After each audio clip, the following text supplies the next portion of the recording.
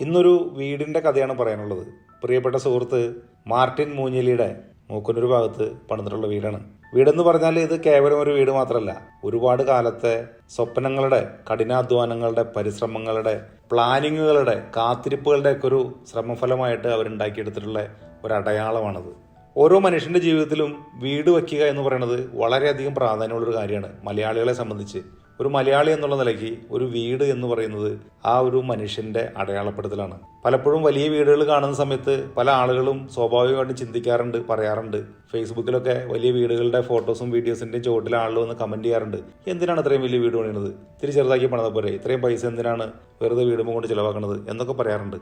ഒരു മനുഷ്യൻ ഒരു വീട് വയ്ക്കുക എന്ന് പറയുന്നത് അവൻ്റെ ജീവിതകാലം ആരംഭിച്ച സമയം മുതൽ, ഓർമ്മ വച്ച കാലം മുതൽ അവൻ ജനിച്ചു വളർന്ന സാഹചര്യങ്ങളും അതിനെ പടവെട്ടി ജയിച്ച് ജീവിച്ചു വന്ന സാഹചര്യങ്ങൾ, ഇപ്പോൾ നിലവിലായിത്തീർന്നിരിക്കുന്ന സാഹചര്യങ്ങൾ, ഇതിനൊക്കെ അടിസ്ഥാനപ്പെടുത്തിയിട്ടാണ് ഒരാളൊരു വീട് നിർമ്മിക്കുന്ന സമയത്ത് അതിൻ്റെ ഒരു മാസ്റ്റർ പ്ലാൻ തയ്യാറാക്കുന്നത്.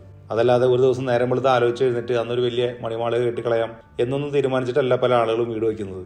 ഒരു വലിയ വീട് വയ്ക്കാൻ തീരുമാനിക്കുമ്പോൾ, വലിയ സാമ്പത്തിക ചെലവുള്ള വീട് വയ്ക്കാൻ തീരുമാനിക്കുമ്പോൾ ആ തീരുമാനത്തിലേക്ക് അയാളെ എത്തിക്കുന്ന നിരവധി ഘടകങ്ങളുണ്ട്. ആ ഘടകങ്ങളുടെ ഒക്കെ, ആ ഇമോഷൻസിൻ്റെ ഒക്കെ ഒരു ഭാഗമാണ് ആ നിർമ്മിക്കുന്ന വീട്.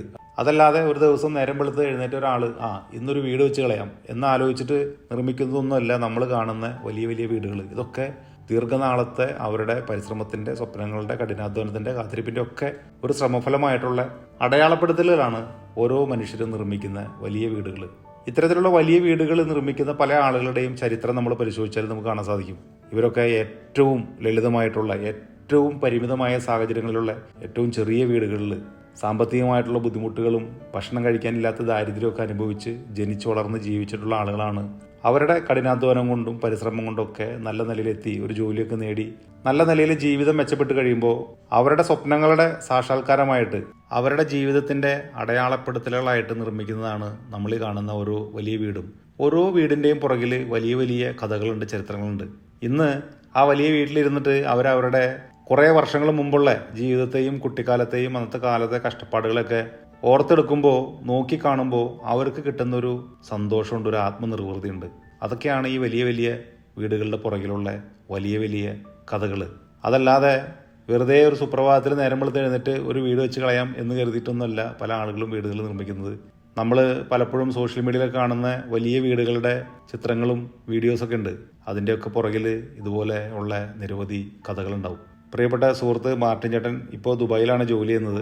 നാട്ടിലെ വളരെ പരിമിതമായ ജീവിത സാഹചര്യങ്ങളിൽ ജനിച്ചു വളർന്ന് നാട്ടിലെ ചെറിയ ചെറിയ ജോലികളിൽ ജീവിതം ആരംഭിച്ച് ഏതാണ്ട് 30 വർഷം മുമ്പ് ദുബായിൽ എത്തിച്ചേർന്ന ഒരു കമ്പനിയിൽ ജോലി ചെയ്ത് അവിടുന്ന് പടിപടിയായിട്ട് നേടിയെടുത്തിട്ടുള്ള നേട്ടങ്ങളും കഠിനാധ്വാനം കൊണ്ടും കഷ്ടപ്പാടുകൾ കൊണ്ടും സ്വപ്നങ്ങൾ കൊണ്ടും പരിശ്രമങ്ങൾ കൊണ്ടുമൊക്കെ അദ്ദേഹം നേടിയെടുത്തിട്ടുള്ള നിരവധി കാര്യങ്ങളുടെ ഒക്കെ അടയാളപ്പെടുത്തലാണ് ഈ കാണുന്ന സ്വപ്ന സൗധം.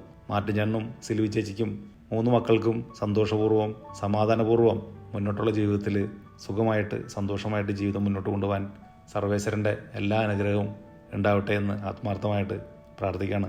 ഒരു വീട് ഒരു മനുഷ്യനെ സംബന്ധിച്ച് എത്രമാത്രം ഇമോഷണലി അറ്റാച്ച്ഡ് ആയിട്ടുള്ള ഒരു കാര്യമാണെന്നുള്ളത് വളരെ വ്യക്തമായിട്ട് എനിക്ക് മനസ്സിലാക്കാൻ സാധിക്കും. കാരണം ഞാൻ അങ്ങനെയുള്ളൊരു പരിമിത സാഹചര്യങ്ങളിൽ ജനിച്ചു വളർന്ന് ആഗ്രഹിച്ച പോലെ, സ്വപ്നം കണ്ട പോലെയൊക്കെ ഒരു വീട് വയ്ക്കാനായിട്ടൊരു നിയോഗം കിട്ടിയ ഒരാളാണ്. അങ്ങനെയുള്ള ഒരാളെ സംബന്ധിച്ച് മറ്റൊരാൾ അത്തരത്തിലുള്ള നേട്ടങ്ങൾ നേടുന്ന സമയത്ത്, നമ്മളുടെ പ്രിയപ്പെട്ട ഒരു സുഹൃത്ത് അതുപോലുള്ളൊരു നേട്ടങ്ങൾ നേടുന്ന സമയത്ത് നമ്മളുടെ ഉള്ളിലുണ്ടാകുന്ന സന്തോഷവും അഭിമാനവും അത് പറഞ്ഞറിയിക്കാനാവാത്ത ഒരു കാര്യമാണ്. പ്രിയപ്പെട്ട മാർട്ടിൻ ചേട്ടനും സിൽവി ചേച്ചിക്കും മക്കൾക്കും എല്ലാവിധ നന്മകളുണ്ടാവട്ടെ.